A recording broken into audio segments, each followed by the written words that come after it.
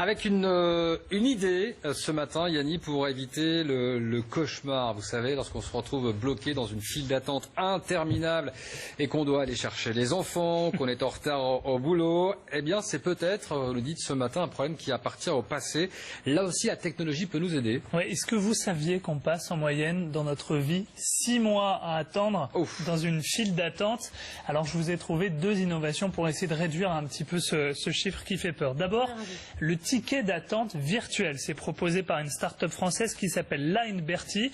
Le principe est simple. Disons que vous attendez votre tour pour passer en caisse au magasin ou pour parler à un vendeur en rayon ou parler à quelqu'un dans une administration. En fait, vous allez sur l'application, vous prenez un ticket d'attente virtuel et ça va vous mettre sur une liste d'attente avec toutes les autres personnes. Et quand c'est votre tour, on va vous prévenir, comme ça.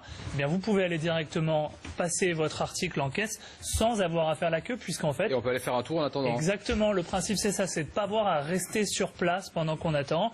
Vous pouvez faire un tour, continuer vos achats. Ça veut dire que vous pouvez aussi anticiper le moment où vous allez passer en caisse, même si vos achats ne sont pas encore finis. Si vous attendez qu'une place se libère dans un restaurant, vous pouvez aller faire un tour. Vous savez, ça se fait un petit peu aujourd'hui où on vous dit laissez-nous votre numéro, on va vous appeler. C'est exactement le même principe. Ça marche déjà, ça. Mais sur une application, ça marche déjà dans les magasins qui sont équipés de cela. Donc effectivement, pour que ça se généralise, il faut que ça plaise, il faut que ça marche, mais c'est une option. En attendant que cette solution se développe dans tous les magasins, est-ce qu'il y a un autre moyen d'éviter de faire la queue? Oui, il y a une autre application qui fonctionne sur un autre concept, ça s'appelle Uricat.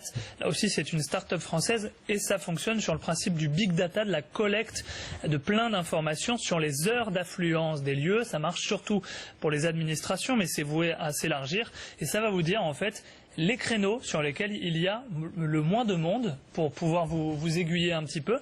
Ce qui est intéressant, c'est que ça s'enrichit avec la communauté qui va dire « moi j'ai attendu tant de minutes quand je suis arrivé à telle heure, à tel endroit ». Et ce que je trouve très intéressant, c'est pour les numéros de téléphone à appeler, ceux où on patiente souvent très longtemps, ça marche pour les administrations, pour les entreprises. Ce qui est très bien, c'est que ça va vous dire d'avance, vous savez quels sont les choix. Pour faire tel choix, tapez 1, pour faire tel choix, tapez 2. C'est bien, ça veut dire par exemple que quand vous appelez les impôts, ils vont vous dire tout de suite, si vous voulez parler à quelqu'un, vous appuyez sur dièse, étoile, 6, tout de suite, vous allez être mis en temps. Et là, vous gagnez un quart d'heure. Et là, vous gagnez déjà un quart d'heure, tout ça, de quoi calmer beaucoup de personnes qui vont s'agacer au téléphone. Ça, c'est clair. Merci beaucoup, Yanni, pour ces nouvelles solutions.